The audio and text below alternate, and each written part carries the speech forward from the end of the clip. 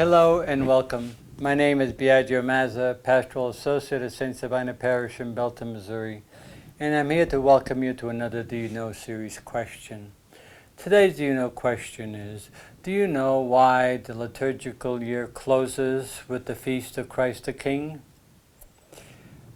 The liturgical year closes with the 34th Sunday of Ordinary Time, which is referred to as the Solemnity of Jesus Christ, King of the Universe.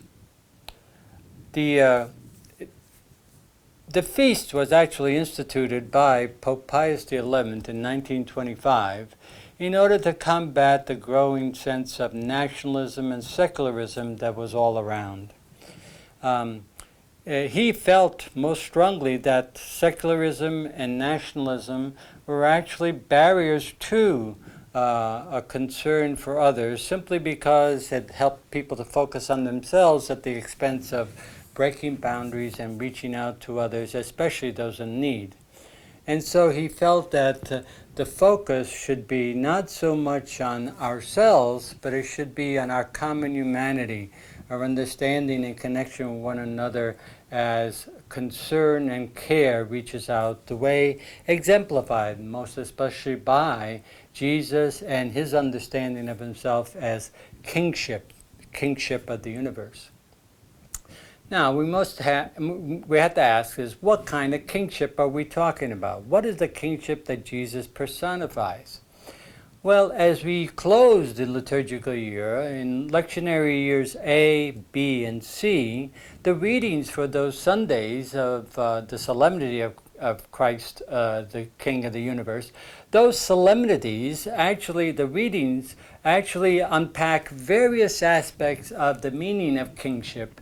And it's very obvious as we unpack those readings that it's not a kingship the way it's understood commonly in the world today. Rather, it's a whole different vision of what kingship is and what power and kingship is all about. In lectionary year B, the focus of the reading comes from the Gospel of John. The Gospel of John, in which a scene is depicted with Jesus, Pilate, the procurator, is actually in conversation with his prisoner, Jesus, in this particular case. And the conversation comes around to kingship. Pilate asks Jesus if he is a king, and Jesus responds, I am a king, but my kingdom is not of this world. In that response, Jesus is actually proclaiming the fact that the way his kingship is exercised and the reign of God and the kingdom of God is present among us is not the way the kingship of the world is exercised. His kingship does not engage in force, intimidation, importance, power, plays, and so on. Rather, his kingdom is one in which he and those who belong to his kingdom testify to the truth. The truth is the most significant power that he can exercise, because that truth reveals the true essence of what it means to be human and showing care and concern for one another, even to the point of being willing to sacrifice himself for others. That is what testifying to the truth is all about. And those who really listen to truth and are open to the truth really listen to that voice and become members of God's reign or God's kingdom. In God's reign and God's kingdom, unlike the kingship of the world, there are no power plays, hidden agendas. There are no ways in which political maneuvering happens. Rather, it's naming the truth and testifying to it and living that truth in a powerful way. This kind of truth is the kind of truth that we use these days when we use the phrase speaking truth to power.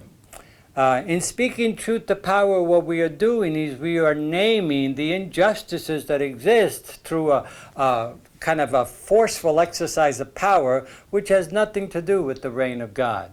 Rather, the reign of God is one of showing care and concern for one another, even being willing to put oneself in at the service of the other, even to the point of death. And when we speak truth to power, by the way, we do that without any paying any attention to the consequences and where it might lead. This is what the kingship that Jesus was all about when he came and when he tried to have this conversation with Pilate, who obviously was clueless about the kind of kingship that Jesus was talking about. But speaking the truth and showing care and concern for one another is the ultimate expression of power that Jesus exemplified and that Jesus presented to us as a way in which the key criteria of membership in the kingdom of God. I'd like to end with just quoting two brief quotes, one from Pope Francis on this feast of Christ the King, and one that I myself wrote and is a reflection on the readings for this particular Sunday. First, I begin with Pope Francis. Pope Francis, in his Angelus address on the feast of Christ the King, said this: "The kingdoms of this world, at times, are sustained by arrogance, rivalries, and oppression. The reign of Christ is a kingdom of justice, love, and peace. For a Christian, speaking of power and strength means referring to the power of the cross and the strength of Jesus' love." So that was Pope Francis reflecting on the kind of kingship that Jesus models for us. And in my own reflections on this feast, I write that through our baptisms, we share in the priestly, prophetic, and kingly ministry of Jesus. As Jesus went out inaugurating and living out the reign of God, we too are called to make real that reign wherever we are planted.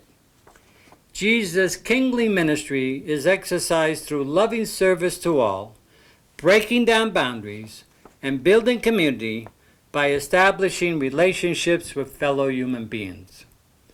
Whenever we act and live this lifestyle, we are contributing and cooperating with God in establishing God's reign. So I hope this has helped to explain just a bit of the importance of this solemnity and why the entire liturgical year ends or closes with the Solemnity of Jesus Christ, King of the universe. I hope you'll return again to more Do You Know series question as we continue to explore our faith and our faith traditions. Thank you very much.